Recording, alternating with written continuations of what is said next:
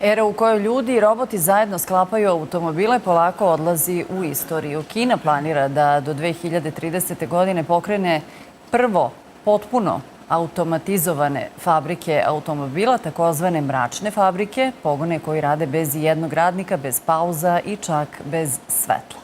Mašine preuzimaju kompletan proces proizvodnje od sklapanja do kontrole kvaliteta uz obećanje nižih troškova i minimalnog broja grešaka. Šta ovakav tehnološki iskorak znači za autoindustriju, tržište rada i globalnu ekonomiju? Da li je ovo budućnost proizvodnje ili početak velike transformacije radnih mesta? O tome razgovaramo sa našim gostom, Aleksandrom Stilovićem, IT stručnjakom iz Centra za digitalnu transformaciju Privredne komore Srbije. Dobar dan, dobrodošli, hvala vam na odvojenom vremenu. Bolje vas našao. Mračne fabrike, jesu li toliko mračne? Šta su zapravo te mračne fabrike? Po čemu se razlikuju od danas? Pa to su na engleskom nazvali kao dark factories. Zbog toga što nema svetla ili? Tako je, kao nema potrebe za svetlom. Možda taj naslov malo i ružno zvuči, izaziva već nelagodu kod ljudi, pa možda da koristimo... Da koristimo i termin ultra automatizovane fabrike, fabrike u kojima je takav stepen automatizacije postignut da ljudsko direktni angažman nije neophodan.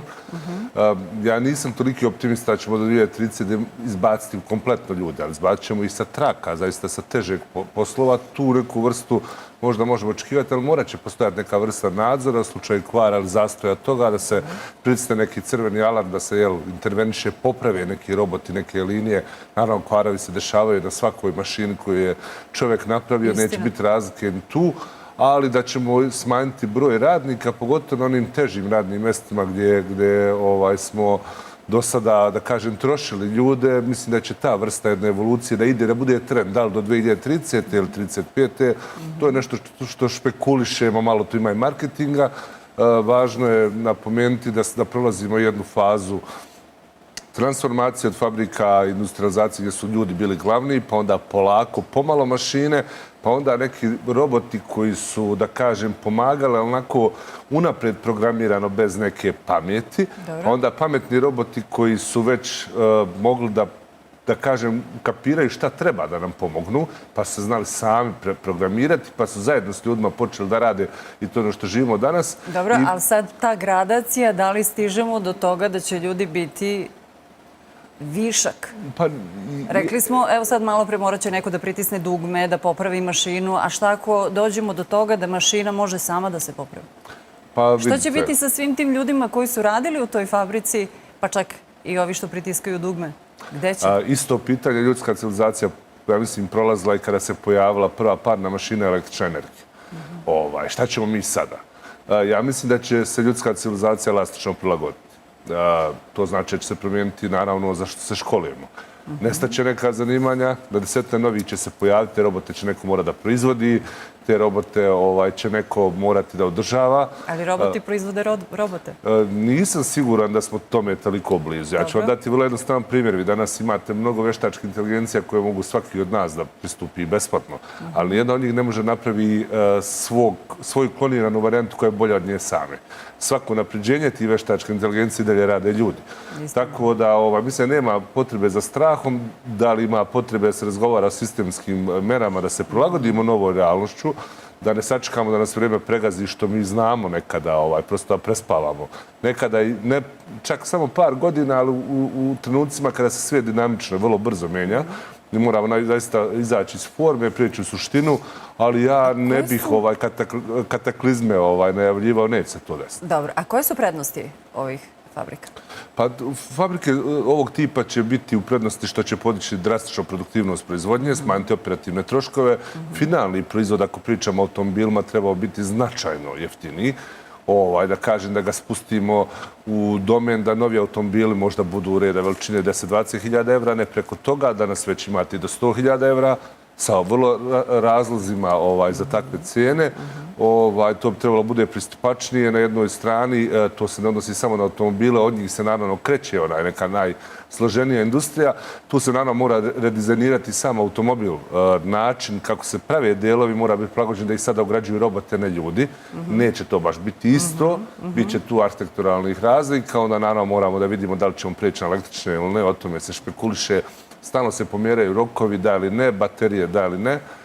Biće tu značajnih transformacija, ali sigurno da će da sve za 10 godina neće izgledati ni približno onome danas. Ulazimo u jedan tempo brzih promjena, tako da to će se naravno odnositi kada je pitanje proizvodnja od automobila do kancelarijskog namještaja, sve se može automatizovati. Može li ovakav model proizvodnje da se proširi i na druge industrije? Apsolutno.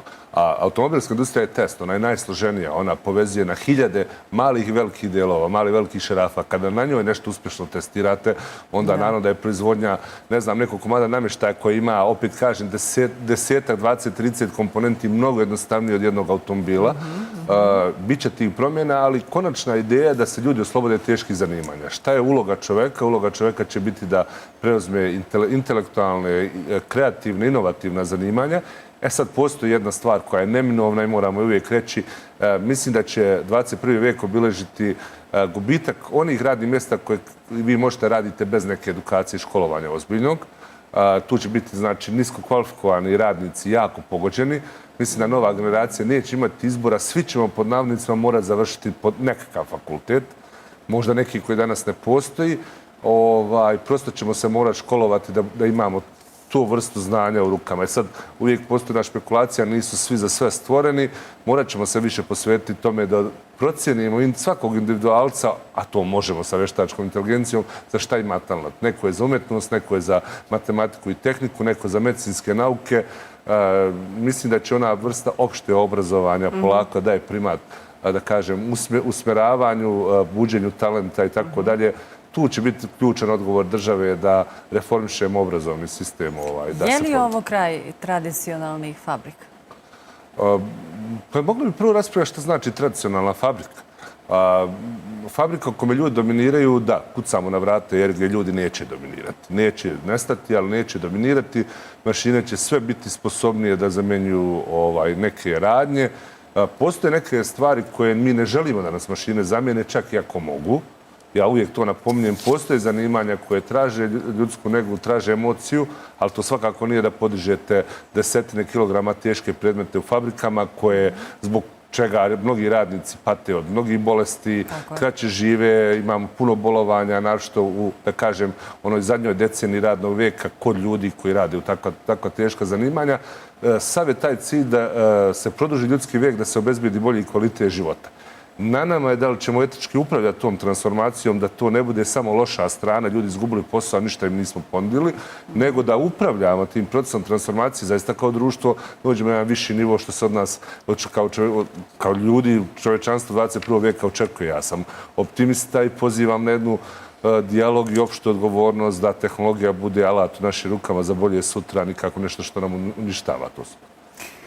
Za bolje sutra, pa eto, bar nek jedna sjelica ostane u toj fabrici, da ne bude baš potpuni mrak. Hvala mnogo na razgovor. Hvala vam na poziv. Dođite nam u goste ponovno. Gospodin Aleksandar Mastilović, IT stručnjak iz Privredne komore Srbije, bio je gost na Mastera. Nastavljamo dalje.